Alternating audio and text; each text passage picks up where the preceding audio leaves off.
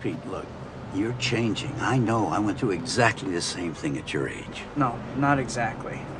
Peter, these are the years when a man changes into the man he's going to become the rest of his life. Just be careful who you change into. This guy, Flash Thompson, he probably deserved what happened. But just because you can beat him up doesn't give you the right to. Remember, with great power comes great responsibility.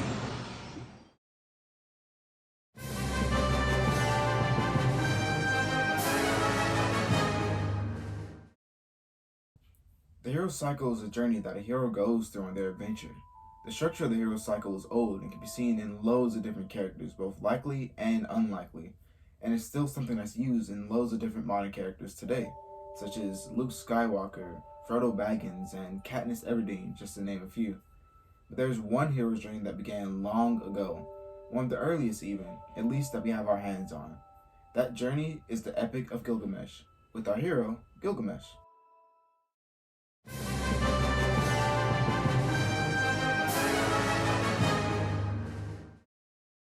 The Epic of Gilgamesh actually starts with our hero being more of a villain. He's the king of Uruk and a demigod, but he started off his rule as a cruel despot until the gods created someone to put an end to the cruel king. This person was Enkidu, and he would go on to be Gilgamesh's best friend, ultimately taming the Wild King. From here is where we would see Gilgamesh's call to adventure, as he and his friend both sought adventure in their lives. This calling would lead them to Humbaba, a cruel and terrifying demon that lurked in the forest. Upon their fight with Humbaba, he would prove to be strong, and here is where Gilgamesh would receive his supernatural aid, as the sun god Shamash would aid them in defeating Humbaba. But upon their return, Ishtar, the goddess of love, requests for Gilgamesh's hand in marriage. But Gilgamesh declined, and in a moment of rage, Ishtar would summon the Bull of Heaven to come down and kill Gilgamesh. But with his might, as well as Enkidu's, they both killed the Bull of Heaven. And in final act of rage, Ishtar would go on to kill Enkidu right in front of Gilgamesh, forcing him to come to terms with his own mortality and setting him down the path of transformation. In his grief and fear, Gilgamesh sought to find Utnapishtim, a man granted immortality after the flooding of the earth, in hopes that he would have the answer to gaining immortality.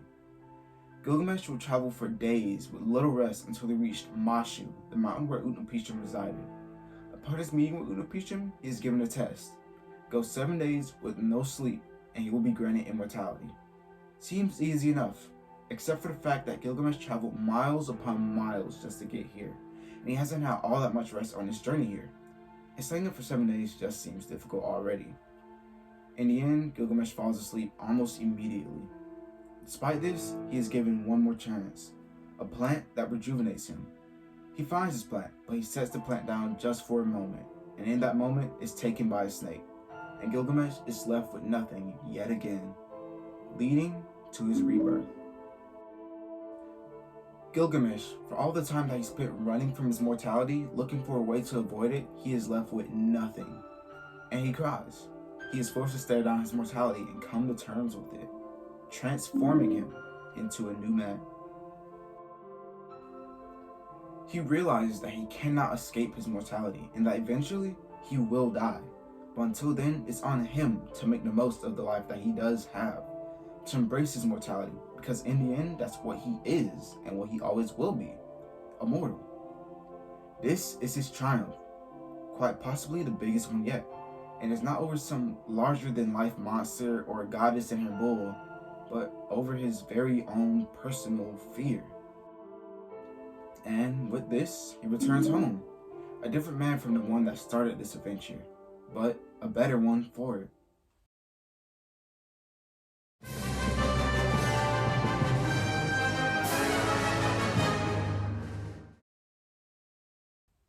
The Epic of Gilgamesh is a long story, but I believe it to be a great representation of the hero's journey.